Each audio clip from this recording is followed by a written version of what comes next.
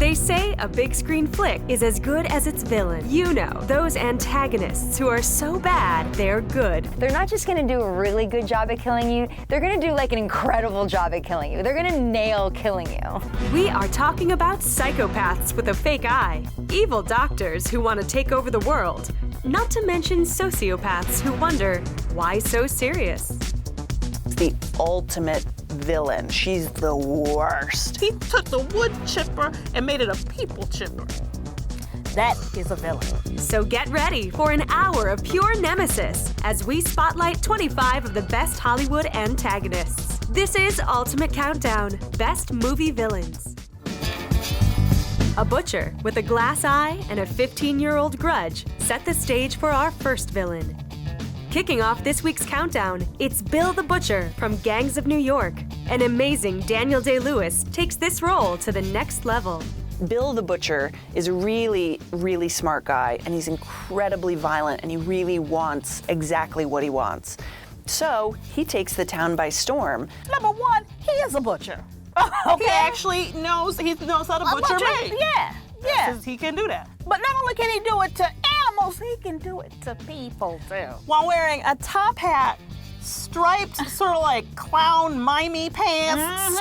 He's got on little suspenders, and like his outfit is completely insane. This crazy kind of handlebar mustache. Yes. Everything about him makes me think he's gonna make balloon animals. But no, what he's gonna do is hack you up into lots of pieces and kill you.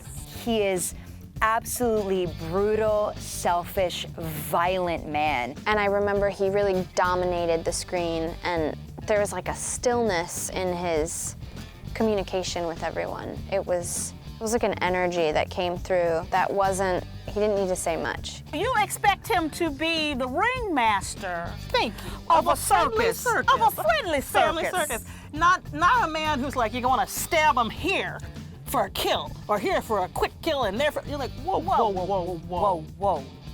This is supposed to be the circus, Daniel Day-Lewis. Bill the Butcher is a gang leader and a mobster, much like this next villain. Driving its way to number 24, it's Jules Winnfield from Pulp Fiction. Samuel L. Jackson as Jules Winnfield in Pulp Fiction is a villain that you root for? Say what? He is the coolest, meanest, most professional. Yes. Like he's really very courteous. Yes, and he's a hitman. Is a spectacular villain and a very violent but humorous character in the middle of an extremely violent movie. And he's got this look and this dead eye stare. Intensity. Yes. You're like, I'm so dead. This is the thing. These are the last moments I'll be alive. Part of the reason he's such an intimidating villain is he's someone who plays with his prey, kind of like a cat would play with a mouse before eating it. This is pretty sadistic and pretty twisted. And when he speaks that Bible passage to you, you know you about to die. You're like, I'm about to, can you give me something to drink? I'm about to die. Just something. Yes. Kool-Aid, something. Jules Winnfield is always showing up out of nowhere, just like these next villains who only need a hand to show up. So if you take your little cute stuffed animals and you imagine them as like evil monsters, that's what Gremlins were. The Gremlins are like Beyonce's hair. Get them wet, there's gonna be trouble. Destroying its way to number 23, it's the Gremlins. I don't think Gremlins are villains at all. Oh my God, they're adorable creatures that only want to love you. Most of the time. There are 3 rules for Gremlins. You can't let them have sunlight, you can't put water on them, and you can't feed them after midnight, no matter how much they beg and plead. I mean, I had a toy figure Gizmo growing up, and he's really cute, and he's exotic in this way, and he like coos and sings in this other language. He's like perfect. But, oh yeah, by the way, like don't feed him after midnight and don't get him wet because these scaly, awful, sort of mini dragon monsters leap out of him. There was actually a lot of controversy at the time because this was a PG movie, and most people at the time, they went to a PG movie thinking that it was family friendly. But there were a lot of very dark scenes in this movie. I saw this movie as a child. My parents thought this movie was acceptable for youths, and it absolutely was not. Okay, yes, they're evil, but you still got like a whole gremlin mill. Just, oh my God, I thought they were so cute. Even when the evil ones are doing drag, that's even when they're cuter. Oh my God. Quentin Tarantino has given film audiences some of the best villains of all time. So picking up the best wasn't easy, but it was sure fun to research. Candyland's Master and Commander, at number 22. Django Unchained's villain, Calvin J. Candie. You wouldn't think that the Leonardo DiCaprio from Basketball Diaries. What's Eating Gilbert Grape? Yes. You know what I'm saying? That sweet-faced, boyish charm. The Beach. Yes. Could play a character that ugly, that despicable. I didn't think he had it in him. We know that he's a great actor. Leonardo dressed like a dandy in the movie, but he was really badass. And here's an example. There's a moment where he smashes his hand down on a dinner table. Well, during one take, he hit a glass and cut himself. So he's bleeding in the middle of the tape. He keeps on going, he ignores it. He even rubs his bloody hand on Kerry Washington. And after the take was over, the whole crew erupted in a standing ovation. And that's the take they used in the movie. Still was not nominated for an Oscar, which I think just fascinates me that Leonardo DiCaprio, like Blood Diamond of all movies, was the only one they finally gave him an Oscar nomination for. I thought that was kind of bull. He was such a great villain in Django Unchained. He'll have a scar in his hand for the rest of his life, and he'll be like, oh, that's that scar from when I didn't get nominated for that amazing, amazing role that I did. Leonardo DiCaprio was cheated in Django Unchained, okay? Thank you. He deserved an Oscar for that role. Yes, he Monsieur did. Candie Yes. is terrifying and suave, a horrible, violent, racist slave owner who has manners Yes. and is effete and loves everything French like me. Yeah. Next, a villain who is so important, he is actually the protagonist of the movie. That is my nightmare. Yeah. That is the person you do not want to run into. And not just if you're black, I mean if you're anything. Anything.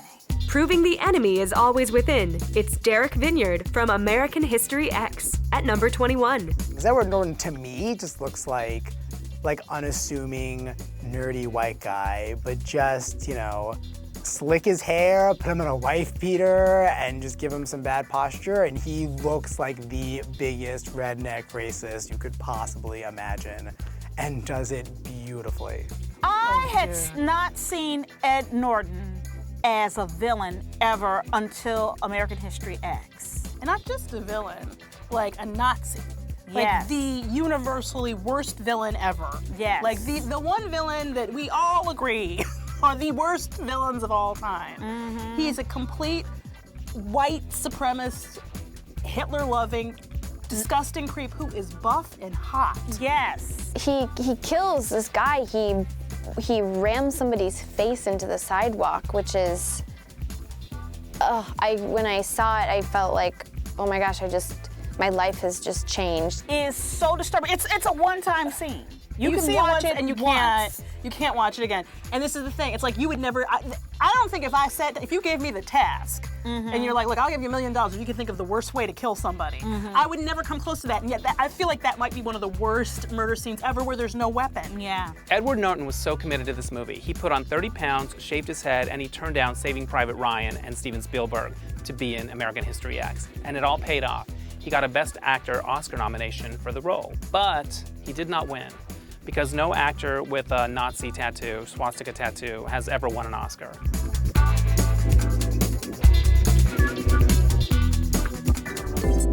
Not all villains are evil, but we wish all evil people could be villains like the hilarious Dr. Evil from Austin Powers. Minnie-Mead, we do not gnaw on our kitty.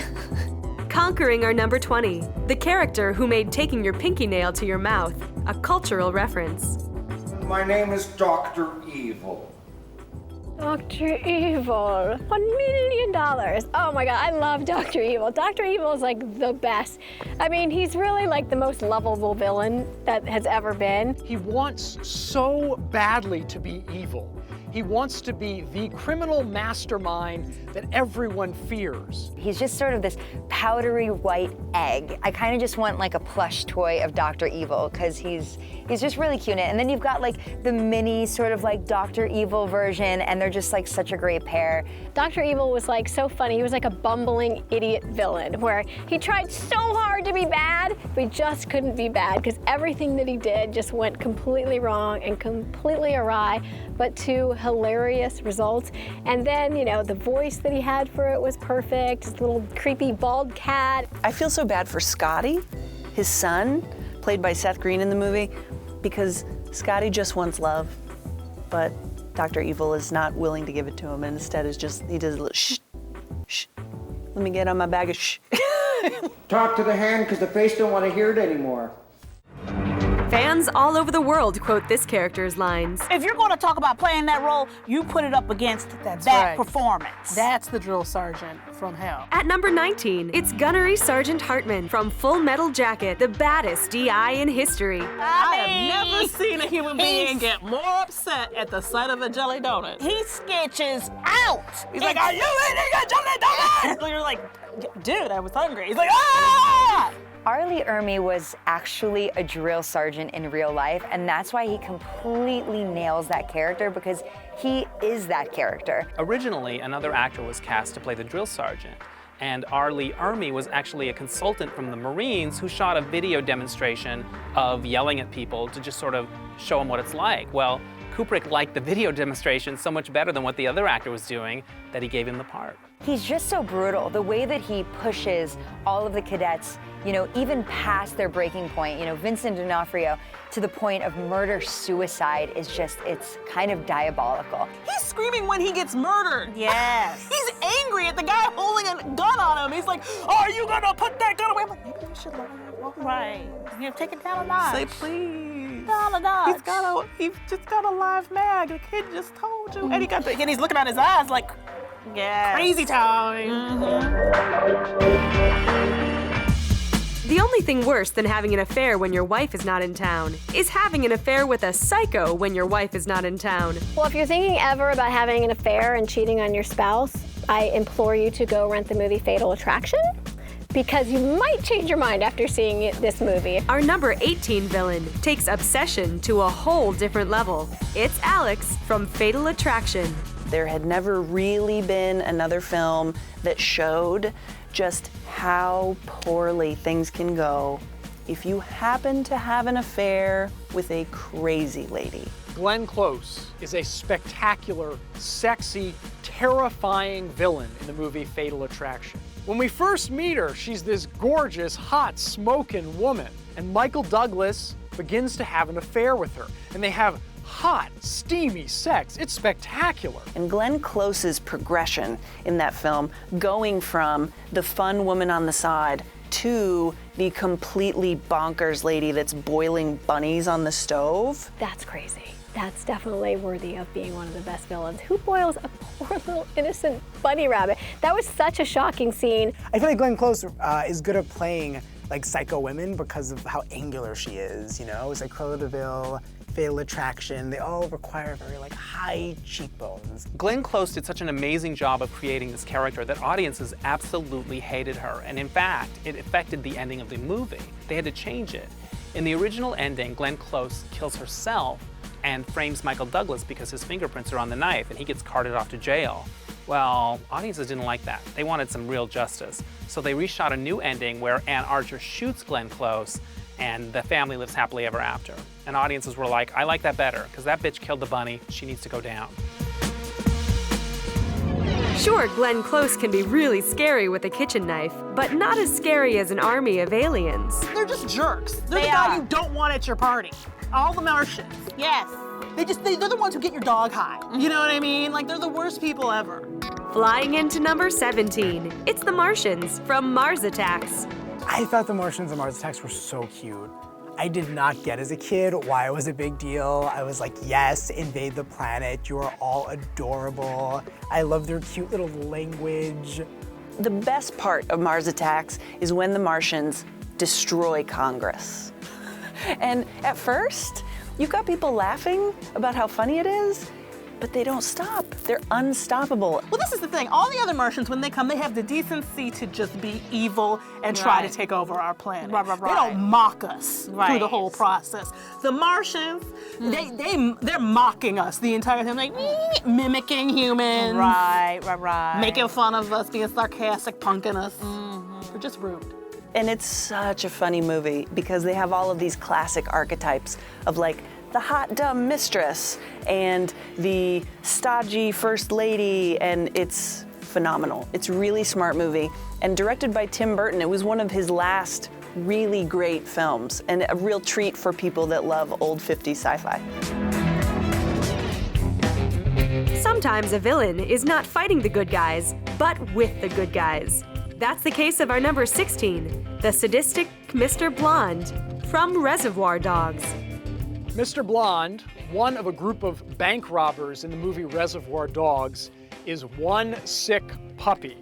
This cowboy would be pretty nervous if he ran into Mr. Blonde. He has the best scene. Absolutely. The craziest villain scene ever, where he tortures this cop while listening to Stuck in the Middle. Yes. And dancing. That for me is one of the most iconic villain moments, is just the idea of cutting off someone's ear and then dancing around while you're doing it, which is so, horrible and psychopathic, but also just like kind of really funny and adorable. He's like, stuck in the slash middle with you.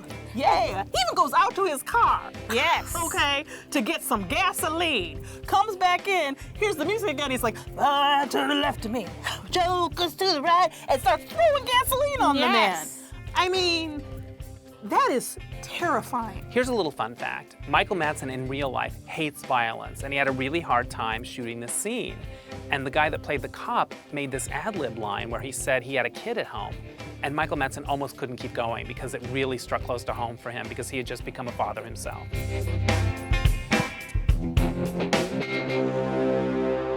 People used to think Mama's boys were peaceful. That was before Alfred Hitchcock's Psycho, in which a Phoenix secretary is stabbed in the shower by the son of the motel owner. There is no greater cinema psycho than Psycho Norman Bates. Yes. Talk about your crazy villain. It's not even so much as a villain, he's like the creepiest man on the face of the planet. At number 15, the lonely Norman Bates. No more milk and cookies for him. Freaky. Nothing worse than a freaky villain. You can't battle freaky. There's just something so incredibly intense about how Anthony Perkins betrayed him. He was like a normal-looking guy. He wasn't like a big screen movie star. He wasn't this gorgeous man. He was just like an everyday guy. And that actually made it better. That made it better for being Norman Bates. Nothing works against that kind of crazy. No, you can't reason with it at all. And the shower scene. You don't even see it, right? You just the this and then the music, and you're like, oh my God, and the shadows. Yes, of the butcher. How big is that butcher knife? Do you really have to get the biggest knife? Really? Janet Leigh was paying for this experience, by the way. Did anybody ever think of that? That she paid to stay in this motel? She paid for her own murder? That's like not a good business model. Our next villain proves that too much reading can actually be a bad thing. If she ever comes near me with a baseball bat or an axe, I will run screaming the other way. At number 14, it's Katie Bates playing Annie Bates, the character from the movie Misery, who tortures her favorite literary author so he can change the end of one of his novels. If you love something, you don't let it go. You break its legs and keep it bedbound. Kathy Bates in this movie is like the world's loneliest, scariest high school librarian. Like if somebody had asked her to prom back when she was in school, maybe none of this would have ever happened. She was great, okay? She had a good heart. James Caan gets in this accident, he really needs help, and he's gonna die because there's no way that paramedics can get to him. And Annie takes him in. She seems like she's actually got it together. And isn't it great? She totally knows the author's work. What a coincidence, it's wonderful. No, she's psychotic. She was, the perfect actress to play this role. She won the Oscar for it, which was much deserved for the role.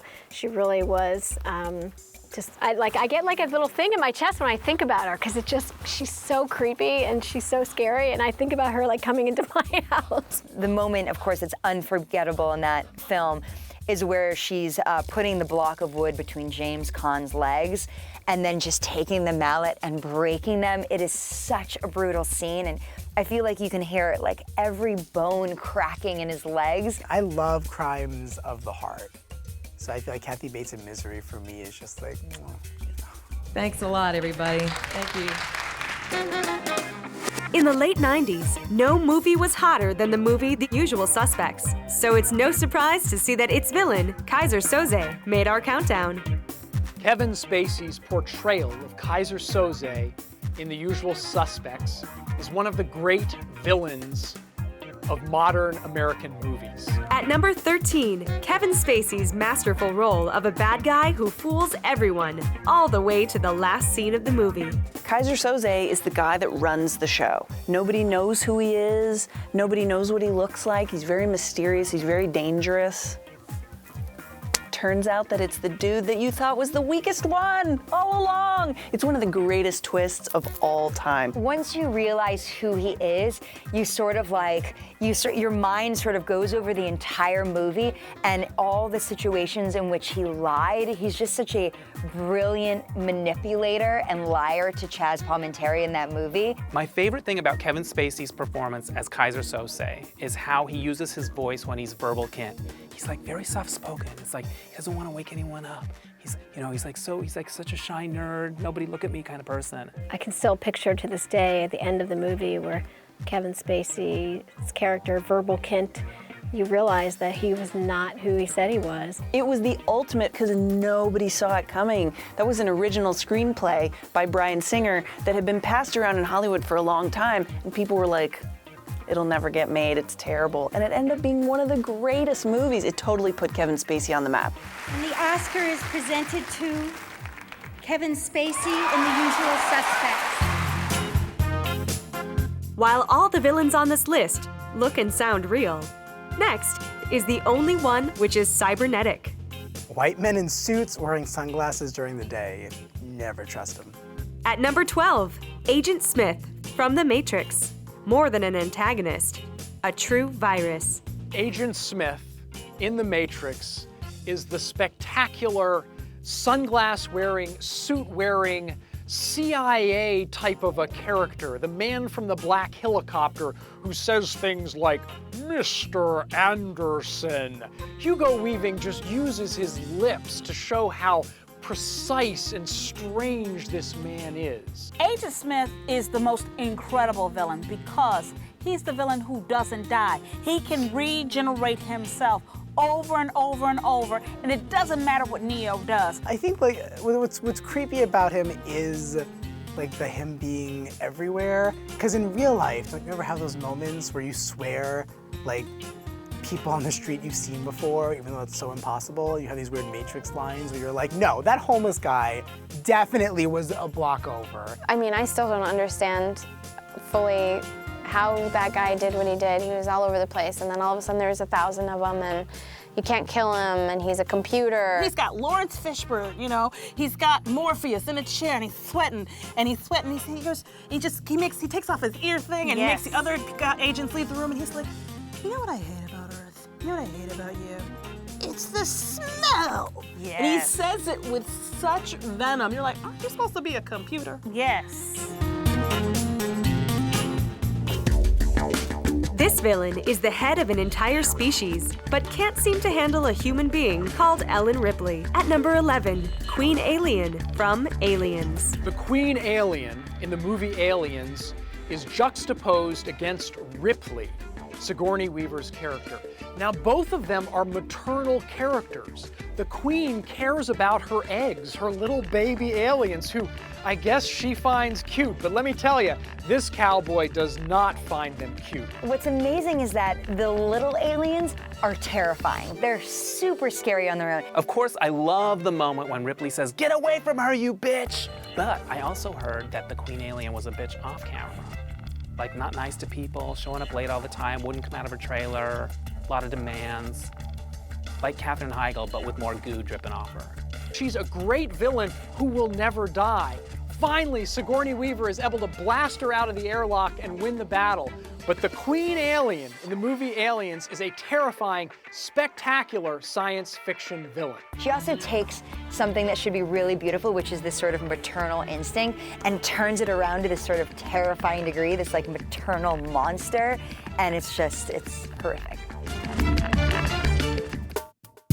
Up next, a villain so cruel she could only be in a Disney movie. Cruella De Vil is the ultimate villain. She's the worst. Who kills puppies? Making its way to our number 10, it's the woman who just couldn't do without a fur coat made of dogs. Cruella De Vil from 101 Dalmatians. Cruella is the only villain in our countdown who has her own theme song.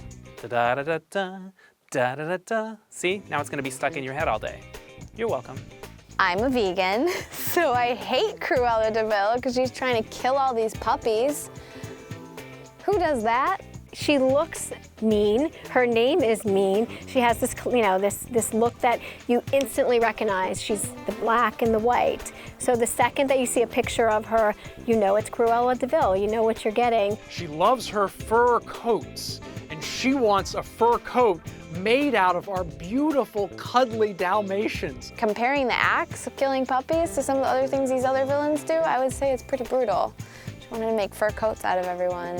What an evil woman! She would cut up these beautiful puppies just so that she could look good. What a vain bitch! Come on, Cruella De Vil, leave the puppies alone. I don't even have a problem with people killing people as much as I have a problem with people killing puppies. Like, that is not okay.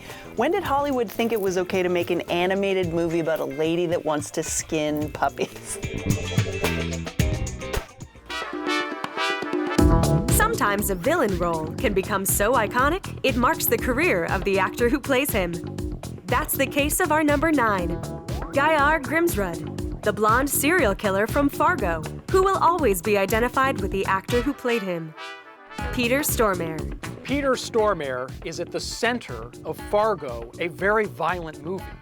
In fact, he's the movie's great villain. With one exception, he kills everybody that dies in that movie. What's brilliant about that character is that he doesn't really speak throughout much of the entire film. The film really feels like a comedy at first, like William H. Macy's sort of like, bumbling through this sort of like this ransom robbery, thing that he set up because he needs money. And Marge Gunderson is just so like lovable, and there's just like a lot of funny things that happen. So the movie is not so much as a roller coaster as a slow descent into hell. By the time things start going really bad in the movie, it's just kind of shocking. And when the police officer comes up on the scene, all she can hear is the wood chipper. And so she's trying to yell, police, police. And you know why? Because there's just a leg with a foot in the wood chipper and blood all over the snow where the wood shavings should be. Right. He took the wood chipper and made it a people chipper. That is a villain. When they were filming the big wood chipper scene in Fargo, the Coen brothers, who are very meticulous in planning out every single shot, didn't think about how to really use a wood chipper, and they told him okay, so you're pushing the guy's foot in and just be putting it, and then Peter, because he actually grew up on a farm, was like, well, no, you don't ever put your arm in a wood chipper. The proper way is you get a block of wood and then you push, So that's actually why in the scene he's pushing down the foot with a block of wood, because that's the proper way to do it, because you never want to put your hand anywhere near. Psychopaths aren't always working class like in Fargo. Sometimes they can be banking executives, like Patrick Bateman in American Psycho. When someone's that OCD, they're not just gonna do a really good job at killing you, they're gonna do an incredible job at killing you. They're gonna nail killing you. Slashing its way to number 8, the banker who prefers a chainsaw to a pen. Christian Bale in American Psycho is one of the worst villains because jealousy drives him. And he's crazy. Yes. So it's he's not the kind of psychopath, sociopath who doesn't have any feelings. Mm-hmm. He's actually very has intense feelings. Yes. You know? At the end, it's like he wants people to know, I'm a serial killer, and nobody believes him because he was so suave, because he just didn't seem like that guy. The really crazy thing about him, that villain, is the villain is actually insane. Yeah. Like, he's actually crazy. And not in the Hannibal Lecter kind of soft-spoken way, in a crazy, wrathful, saw-wielding way. Christian Bale was so committed to this role that he spoke in an American accent offset too, even when he was just at craft services or whatever. And half the crew didn't even know he was British until the end of the movie at the wrap party. If I were working on that crew, I'd be like, Christian, I don't care what accent you use, where you use it, just don't yell at me. Please don't yell at me. We don't know from which country this next villain comes from, or which accent he speaks.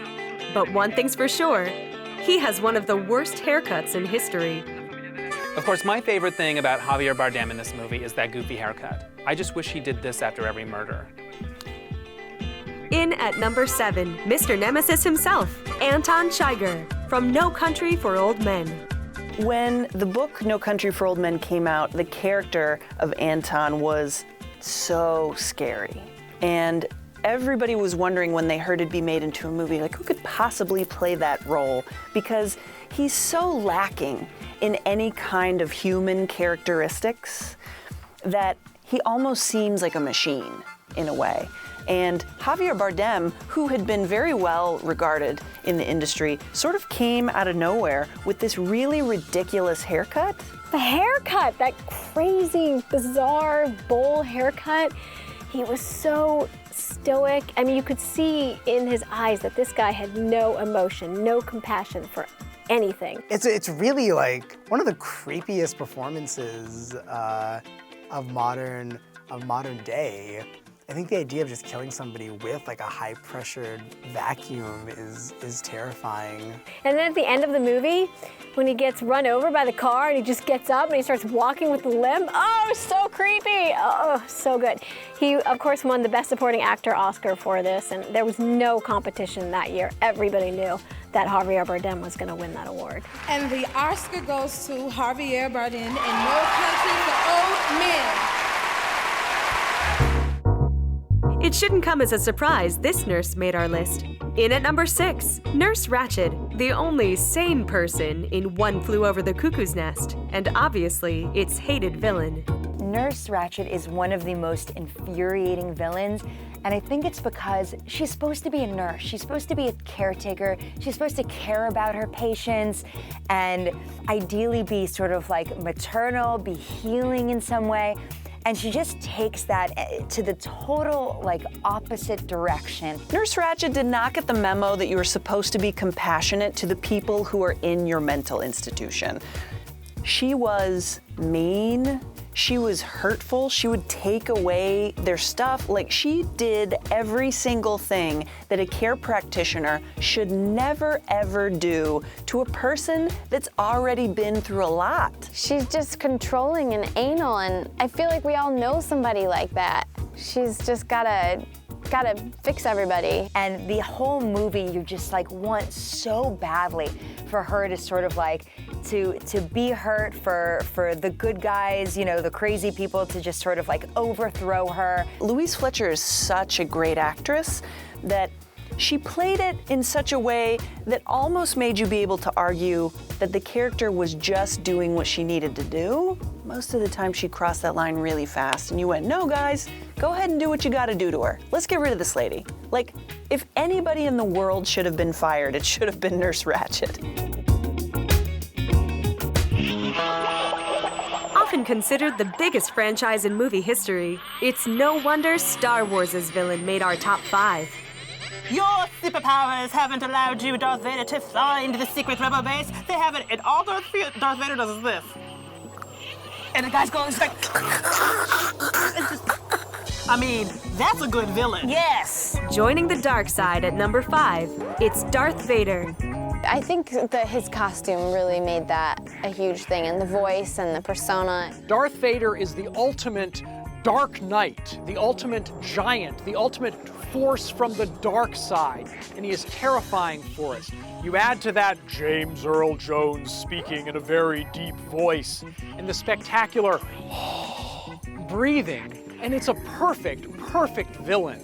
I saw Star Wars for the first time in theaters, actually, because when they re-released the original trilogy as part of like an anniversary special, I was just the right age to really enjoy it and be like mystified by it. And I thought that James Earl Jones was just the most incredible actor, that he was able to transform into Darth Vader. And I was like, my God, how did they get him in that suit?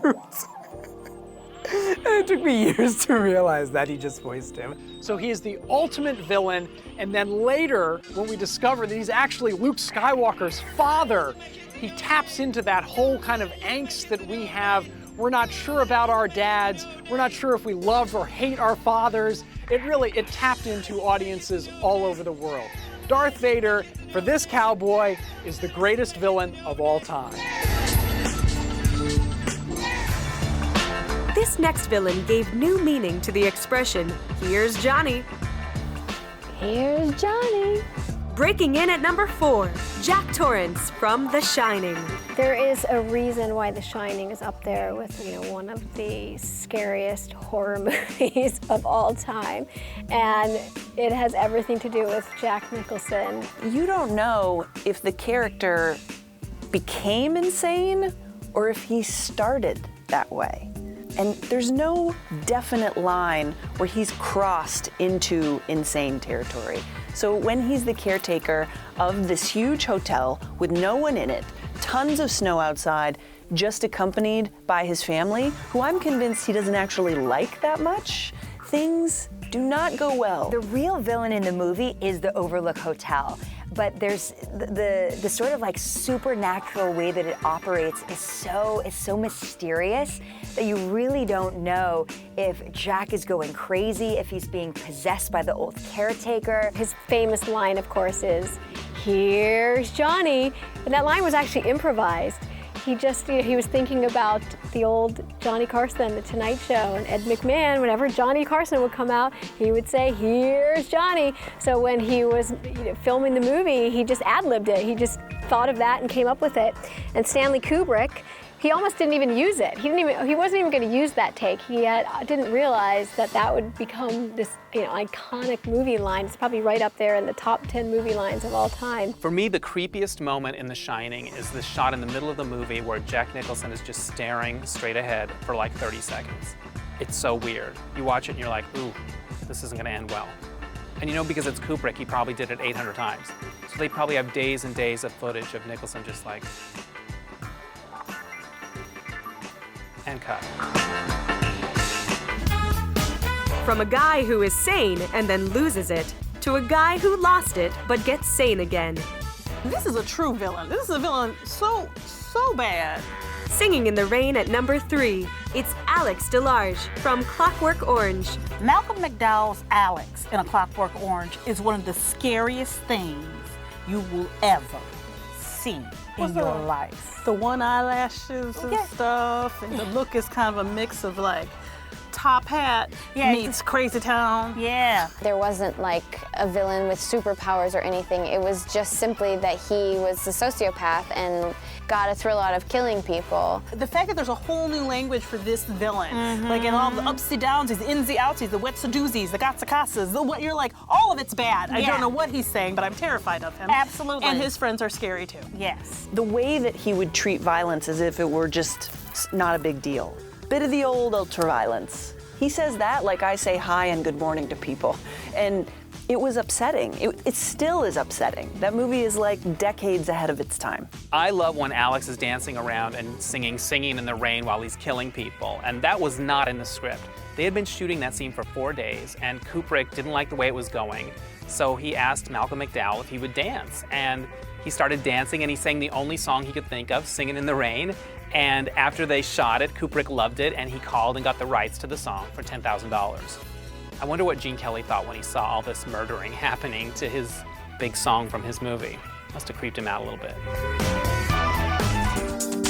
We counted down from 25 the best movie villains. And since we are near the top, you know number 2 has to be really evil. So it's good he lives in a mental hospital. When you see Anthony Hopkins, you just think of Hannibal. He is Hannibal. At number 2, it's Hannibal Lecter from Silence of the Lambs. Anthony Hopkins' Hannibal the Cannibal Lecter is a terrifying villain. Of course he's terrifying because he is a cannibal. He eats people, he bites people, he knows how to escape from the police. He knows all of these horrible, horrible things. Hannibal Lecter is so disturbing for so many reasons, including he's incredibly intelligent, he's really violent, and he'll eat you when he's done being all those other things. What an interesting role to play. I mean, this was a sick, despicable, disgusting serial killer, cannibalist, and Anthony Hopkins he was so incredibly perfect for this role. Here's what's amazing to me about Anthony Hopkins in Silence of the Lambs. He's only in the movie for 16 minutes. It's the shortest role to ever win a leading role Oscar. And yet his presence hangs over the whole thing because he's just so creepy and cannibal-y and fava bean eating, liver eating, person eating creepy. Ugh.